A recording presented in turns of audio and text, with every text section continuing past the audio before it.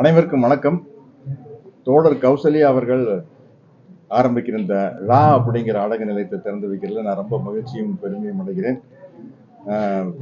தந்தை பெரியாரின் பெருந்தொண்டர், அதே போல் இந்த நிகழ்ச்சியில் கலந்து கொண்ட தோழர் கோவை ராமகிருஷ்ணன் அவர்களுக்கும் என்னுடைய வாழ்த்துக்களை தெரிவித்துக் கொள்கிறேன். சொல்ல போனா நான் ஒரு அழகு நிலையத்துக்கு இப்பதான் முதல் தடவை வர்றேன். என்ன எனக்கு அழகு நிலையத்துக்கு போற பழக்கம் இல்லை. இப்போ ஆண்களும் நிறைய போக ஆரம்பிச்சிட்டாங்க. இவங்களுடைய முதல் தோழர் கௌசல்யா ஆரம்பிச்ச முதல் இதை நான் வரதா இருந்தது. திடீர்னு ஒரு ஷூட்டிங் வந்ததுனால வர முடியல. அதை பார்வதி திருவோதுன்னு ஒரு திரைக்கலைஞர் தான் துவங்கி வச்சாங்க. அது நல்லபடியா போயிட்டு இருக்கு. இப்போ இந்த அழகு நிலையத்தை நான் திறந்து வைக்கல ரொம்ப மகிழ்ச்சியும் பெருமையும் அடைகிறேன். இது மேலும் மிகச் சிறப்பாக வளர வேண்டும் என்று வாழ்த்துகிறேன். தோழர் கௌசல்யா அவர்கள் ஒரு தைரியமான பெண்மணி. எல்லாருக்கும் ஊடக நண்பர்களுக்கெல்லாம் தெரிஞ்சிருக்கும்.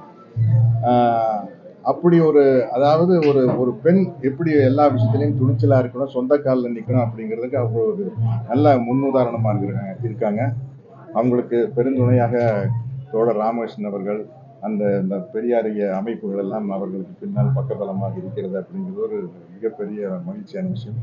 எவிடன்ஸ் கவிதை அவர்கள் அவங்களுக்கு ரொம்ப சப்போர்ட்டா இருக்கிறாங்க. ஐயா போன்றவர்கள் இவங்க தான் பிரான்ச்சைஸ் எடுத்துக்கிறாங்க. திலீபன் தான் வருண் திலீப் ரெண்டு பேர் சேர்ந்து பிரான்ச்சைஸ் எடுத்துருக்காங்க.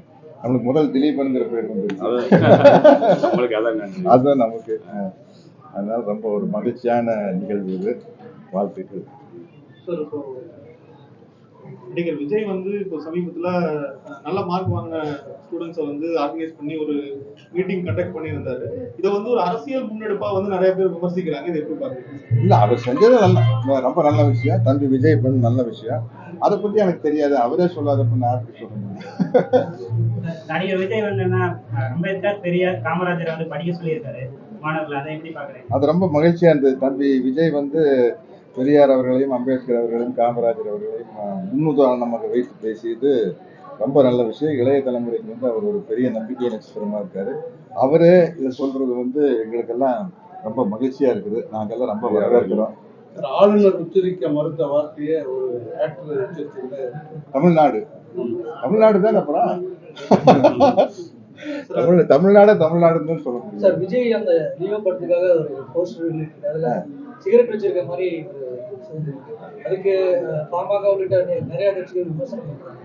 நடிகர்களோட தனிப்பட்ட விஷயம். இந்த நடிகர்கள் என்னன்னா அந்த பாத்திரத்துக்கு தகுந்த மாதிரி சில விஷயம் பண்ண வேண்டியிருக்கு. நானும் கூட இப்ப அங்காரகன் ஒரு படத்துல இல்லை நான் நினைக்கிறேன். நானும் சிகரெட் என்ன செய்யறது? இப்ப நம்ம படத்துல பேசுற வசனங்கள்லாம் அந்த பட கதைக்கு சம்பந்தமான வசனம். நான் மக்கள் என் பக்கம்னு ஒரு படத்துல வெளியிட்டு அதில் நான் ஒரு ஸ்மக்லரா நடிச்சிருப்பேன். ஸ்மக்லிங் பண்றது தப்பு இல்லைன்னு பேசியிருப்பேன். ஆனா ஸ்மக்லிங் பண்றது தப்பு தானே.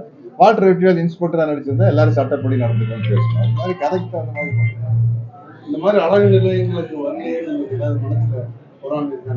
இல்லைங்க. அந்த காலத்துல இது பெருசா இல்ல. நம்ம இப்ப அழகு நிலையத்துக்கு கோயம்புத்தூர்ல படிக்கிறப்போ அழகு நிலையத்துக்கு அந்த கான்செப்ட் வரல. அப்புறம் சென்னை எல்லாம் போனதுக்கு அப்புறம் அழகு நிலையத்துக்கு போற அளவுக்கு நம்ம தலையில முடியல. அதனால அதுக்கு அவசியம் ஆண்கள் விட்டு பண்ணது பெண்கள் வந்திருக்காங்க. ஆமா ஆமா ஆமா. அதே மாதிரி உங்க டாக்டர் திவ்யா சமீபத்துல அரசியலுக்கு வரக்கூடியதா ஒரு தகவல் சொல்லியிருக்காங்க. அது எப்படி பாக்குறீங்க சார்? ஆமா, அவங்களுக்கு அந்த ஆர்வம் இருக்குது. அதுக்கப்புறம் அவங்க சொல்றது அவங்க வாயிலிருந்து வந்தா நல்லா இருக்கும். நான் எப்பவுமே அவங்கவுங்க விஷயத்த அவங்கவுங்க சொல்றது அவங்கவுங்க விஷயத்துக்கு அவங்கவுங்க பதில் சொன்னா நல்லா இருக்கும். உங்க ஒரு தந்தையா என்ன மாதிரி அரசியல் முன்னெடுக்கணும்னு நினைக்கிறீங்க? நல்ல பகுத்தறிவு சிந்தனையோட மூட நம்பிக்கை இல்லாத அரசியலை முன்னெடுக்கிறது, சமூக நீதி சார்ந்த அரசியலை முன்னெடுக்கிறது ஆசை. தற்போதைய தமிழ்நாட்டு சூழ்நிலை, அரசியல் சூழல் இப்போ நிலவி கொண்டிருக்கக்கூடிய இந்த சூழல் எப்படி பாக்குறீங்க சார்? ஒரு குடிமகனா நான் ஒரு நடிகனா இந்தியாவில் இருக்கிற பல மாநிலத்துக்கு போயிட்டு வரேன். எப்படி பார்த்தாலும் எல்லா மாநிலத்தை விட எவ்வளவு விமர்சனங்கள் இருந்தாலும் தமிழ்நாடு சிறப்பா இருக்கிறதுங்கிறது என்னுடைய ஒரு எளிமையான கருத்து. மத்திய அரசினுடைய நெருக்கடிகள் தமிழ்நாட்டில் அத முதல்வரை பதில் சொல்லிட்டாரு. நாங்க அதுக்கெல்லாம் பயப்பட மாட்டோம்.